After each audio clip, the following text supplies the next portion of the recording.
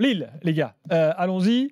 Alors, tout à l'heure, tu disais que c'était un match qui n'était pas passionnant. Les Lillois l'ont compris parce que le stade était bizarrement vide. Franchement, qu'est-ce que pour un tu match de veux Coupe d'Europe, alors que c'est la première fois de l'histoire de Lille qu'ils sont en quart de finale de Coupe d'Europe.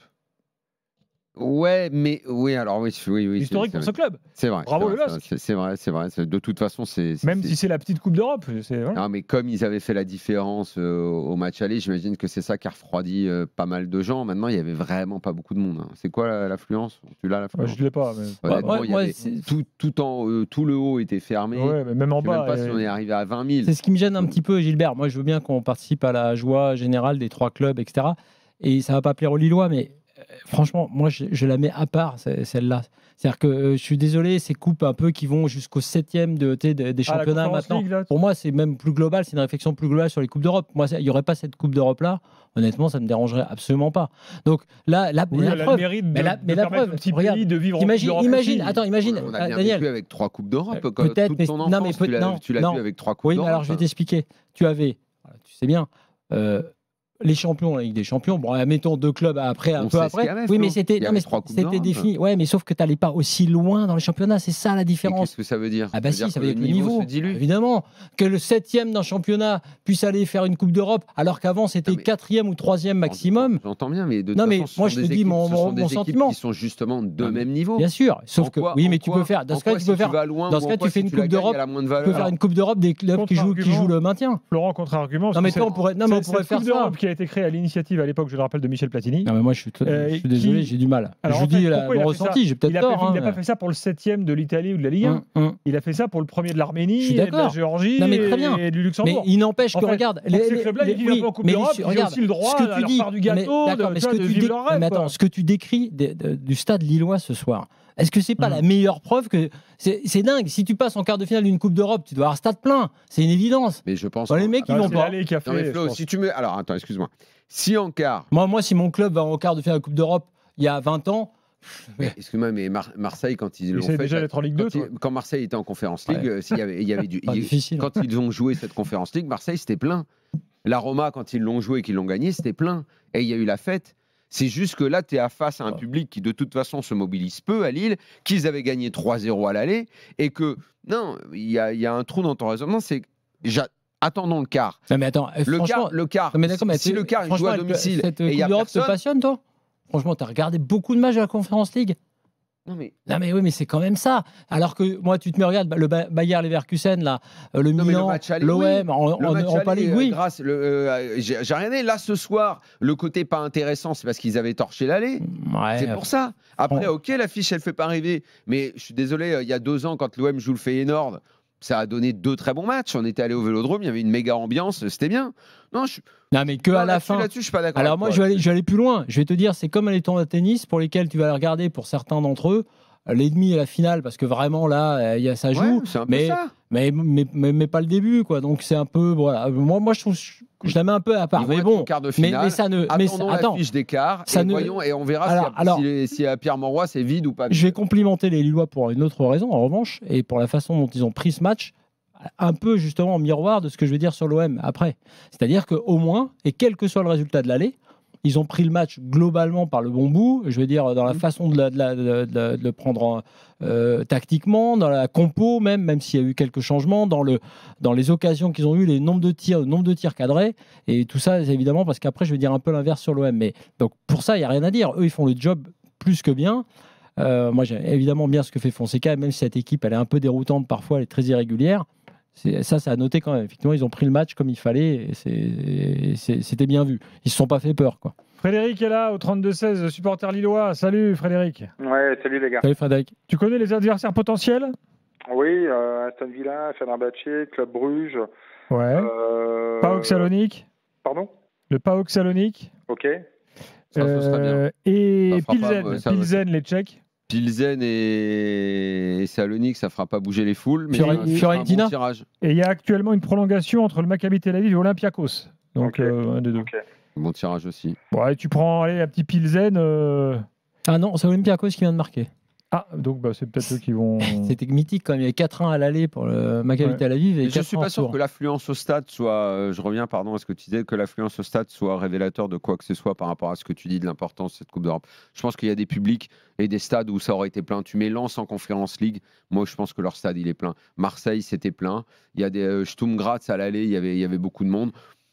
Vraiment, je pense que le fait que le résultat ait été acquis à l'aller, ça a dû jouer beaucoup quand même. Ça a dû jouer. Frédéric, tu étais déçu de l'affluence ? On va pas découvrir ce soir que Lille, il n'y a pas une énorme folie autour du club. Hein, on le sait. Hein. Fred. Alors, moi, je suis abonné. Hein, donc, ça fait quand même des années et des années que je suis ce club. Je suis pas forcément d'accord avec ce que vient de dire Daniel. C'est tout le temps plein le stade ? Non, mais Daniel, si je peux juste finir ma phrase. Vas-y. Voilà. Le cliché où au LOSC, il n'y a pas de public, il y a quelques années de ça, effectivement, je suis d'accord avec toi. Par contre, sur ces dernières années, ça a changé. Ça a changé au niveau de l'ambiance. J'étais le premier à dire qu'effectivement, il y a une dizaine d'années, il y avait peu ou pas d'ambiance. Ça a véritablement changé. On l'a encore vu contre Rennes ce week-end. Voilà, il y a un élan quand même, il y a un changement à ce niveau-là. Maintenant, sur le match de ce soir où il y avait 18 000 spectateurs. Alors, je dis pas qu'on aurait fait 50 000, c'est la capacité du stade. Maintenant, je pense que si l'affiche avait été différente avec un match aller beaucoup plus équilibré, il y aurait eu du monde au stade. Donc, je ne tire pas d'enseignement, d'accord. Moi-même, après, j'ai des activités sur Paris, je pouvais pas y aller ce soir, mais peut-être que si j'avais été libre, je n'y serais pas allé avec le 3-0 à l'aller. Et je disais à des amis, pour le quart de finale, c'est à 100% certain, j'irai au stade. Je pense que pour les quarts de finale, il y aura beaucoup plus de monde, j'en suis convaincu. Bon, parlons un peu du match maintenant, là. Oui. On a l'impression que Lille a géré, quoi. Ouais, ça a été complètement gestion. Moi, je me suis un peu, j'allais dire vulgairement, je me suis un petit peu fait chier, mais oui, parce que comme tout le monde. Voilà, mais ça a été une gestion et j'adore Fonseca. J'adore ce que cet entraîneur en fait met en place au LOSC. Par contre, parfois, c'est dans l'hyper-gestion et ça se retourne contre eux. Et ce côté-là m'agace. Alors quand tu mets 3-0 à l'aller, tu as peu de chances, surtout avec un aller à domicile, effectivement d'avoir une grosse désillusion. Mais par contre, ce côté hyper-gestion, tranquillité, faire des talonnades, comme j'ai pu voir ce soir, avec du déchet technique dans les passes, parce que ça t'a fatigué, quoi. Parce qu'il y a un peu de dilettante, ça me fatigue. Bon, on peut comprendre.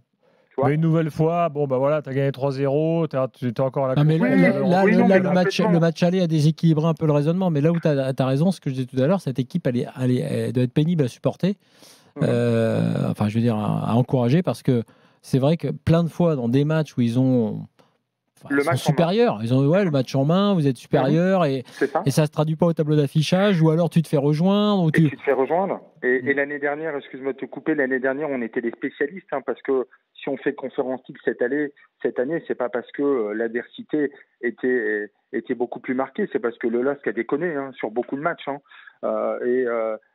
Mais cette année, c'est moins criant. Mais ce côté-là est pénible.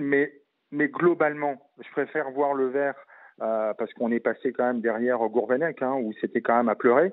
Je préfère voir le verre à moitié plein. C'est qu'on prend quand même du plaisir à regarder cette équipe. Mais parfois, et je terminerai là-dessus, il y a un petit côté pénible que je viens de vous décrire. Bon, l'homme du match pour toi, là, le Lillois que tu as bien aimé malgré tout ? C'est difficile de sortir un joueur, mais je trouve que Boady, ce que fait Boady à 16 ans, avec la tête haute, quand il y a une conduite de balle, moi, ce côté-là, il me séduit, en fait.